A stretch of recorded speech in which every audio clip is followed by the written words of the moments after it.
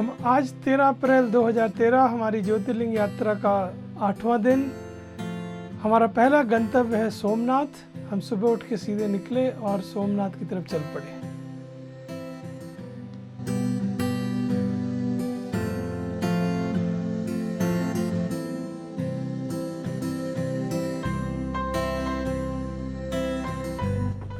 अब हम आपको सोमनाथ ज्योतिर्लिंग की कहानी सुनाते हैं। प्रजापति दक्ष ने अपनी अश्विनी आदि 27 कन्याओं का विवाह चंद्रमा के साथ किया। चंद्रमा को स्वामी के रूप में पाकर वे दक्ष कन्याएं विशेष शोभा पाने लगी तथा चंद्रमा भी उन्हें पत्नी के रूप में पाकर निरंतर सुशोभित होने लगा। उन सब पत्नियों में एक रोहिणी नाम की पत्नी थी। वो चंद्रमा को सबसे ज्यादा प्यारी थी। दूसरी पत्नियों को बड़ा दुख हुआ और वो अपने पिता की शरण में गई। वहां जाकर उन्होंने पिताजी से निवेदन किया कि वो चंद्रमा को समझाएं। ये सुन के दक्ष दुखी हो गए और वे चंद्रमा के पास जाकर शांतिपूर्वक बोले, कलानिधे, तुम निर्मल कुल में उत्पन्न हुए हो। तुम्हारे आश्रम में जितनी स्त्रियां हैं उन सबके प्रति तुम एक सा व्यवहार क्यों नहीं करते? तुम किसी को अधिक और किसी को कम प्यार क्यों करते हो? ठीक है, अब तक जो हुआ सो हुआ। आगे फिर से कभी विषमता पूर्वक व्यवहार तुम्हें नहीं करना चाहिए, क्योंकि वो नर्क देने वाला बताया गया है। चंद्रमा से ऐसी प्रार्थना करके प्रजापति दक्ष घर को चले गए। अब उन्हें पूर्ण निश्चय हो गया कि आगे से ऐसा नहीं होगा, परंतु चंद्रमा ने उनकी बात नहीं मानी। ये देखकर दक्ष दुखी हो गए और वो स्वयं आकर चंद्रमा को समझाने लगे और न्यायोचित बर्ताव के लिए प्रार्थना करने लगे। दक्ष बोले, चंद्रमा, मैं अनेक बार प्रार्थना कर चुका हूँ, इसलिए आज भी अगर तुमने मेरी बात नहीं मानी तो मैं तुम्हें श्राप देता हूँ कि तुम्हें क्षय रोग हो जाएगा। दक्ष के इतना कहते ही चंद्रमा क्षय रोग से ग्रसित हो गए और वो क्षीण होने लगे। ये देखकर सब ऋषि कहने लगे कि अब क्या करना चाहिए, चंद्रमा कैसे ठीक होंगे? चंद्रमा ने सभी देवताओं को अपनी अवस्था के बारे में पूछा। तब इंद्र आदि देवता तथा वशिष्ठ आदि ऋषि ब्रह्मा जी की शरण में गए। उनकी बात सुनकर ब्रह्मा जी ने कहा, जो हुआ सो हुआ, अब उसे बदला नहीं जा सकता, लेकिन इसके निवारण के लिए मैं तुम्हें एक उत्तम उपाय बताता हूँ। चंद्रमा देवताओं के साथ प्रभास नामक शुभ क्षेत्र में जाएं। वहां मृत्युंजय मंत्र का विधि पूर्वक अनुष्ठान करते हुए भगवान शिव की आराधना करें। अपने सामने शिवलिंग की स्थापना करें तथा चंद्रदेव नित्य तपस्या करें। इससे प्रसन्न होकर शिव उन्हें क्षय रहित कर देंगे। तब देवताओं और ऋषियों के कहने से ब्रह्मा की आज्ञा के अनुसार चंद्रमा ने वहां 6 महीने तक तपस्या की।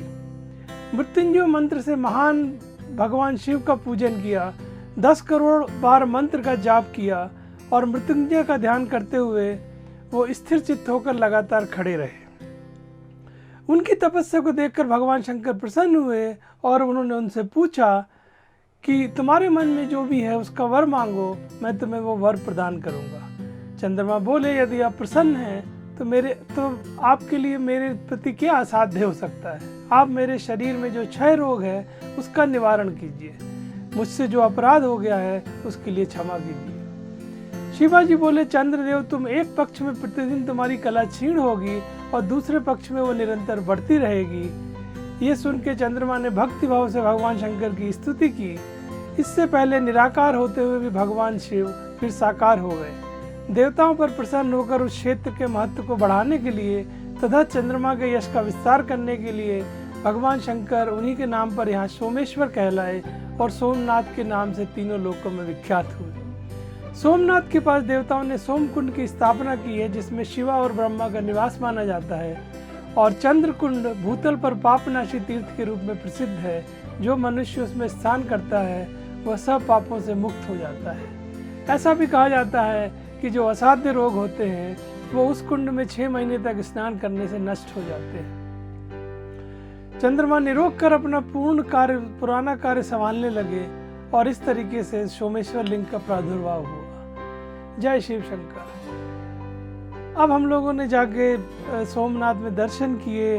दर्शन करने के बाद थोड़ा आसपास हम लोगों ने वहाँ टहला, शांति में समय व्यतीत किया और इसके बाद हम अपनी यात्रा के लिए आगे चल पड़े।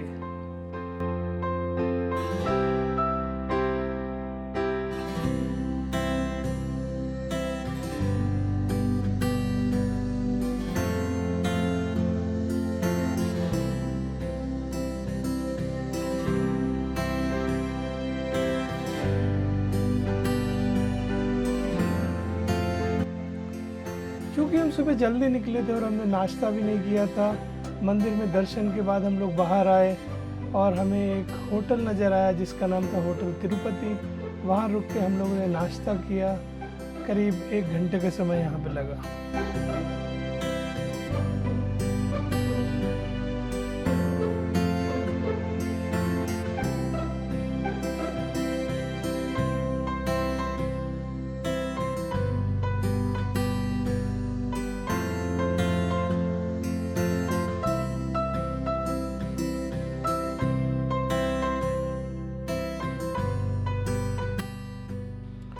नाश्ते के बाद हम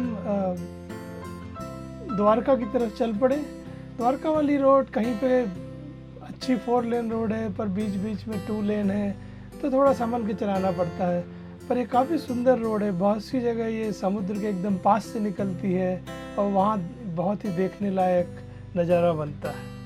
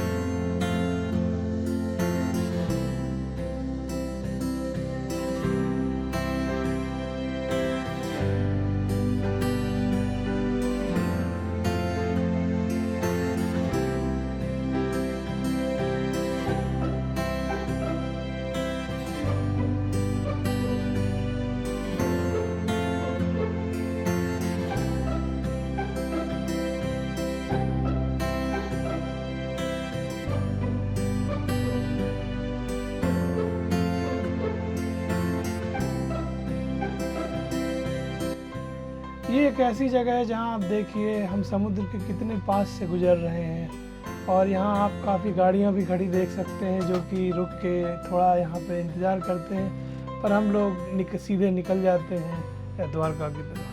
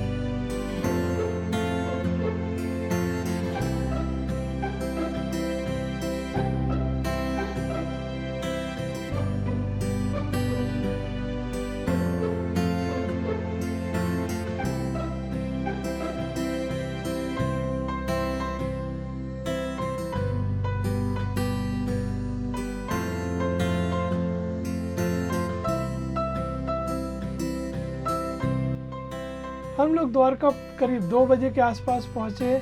द्वारका के थोड़ी दूर पहले ही एक गोवर्धन रिजॉर्ट नाम का रिजॉर्ट था, हम लोगों ने वो बुक कर रखा था। हम लोग वहाँ पहुँच के हमने चेक इन किया और आज का जो जर्नी है वो सिर्फ इतनी ही थी। कल के दिन हम ज्योतिर्लिंग देखने जाएंगे और द्वारकाधीश के मंदिर देखने जाएंगे। साथ में कोशिश करेंगे कि हम बेट द्वारका भी जा सकें। तो बाकी अगले वीडियो में। अगर आपको ये वीडियो पसंद आया तो इसे लाइक कीजिए, चैनल को सब्सक्राइब कीजिए और बेल आइकन पे भी क्लिक कीजिए। हम और भी वीडियो धीरे धीरे इस चैनल पे पेश करेंगे और आप उन्हें देखिए। धन्यवाद।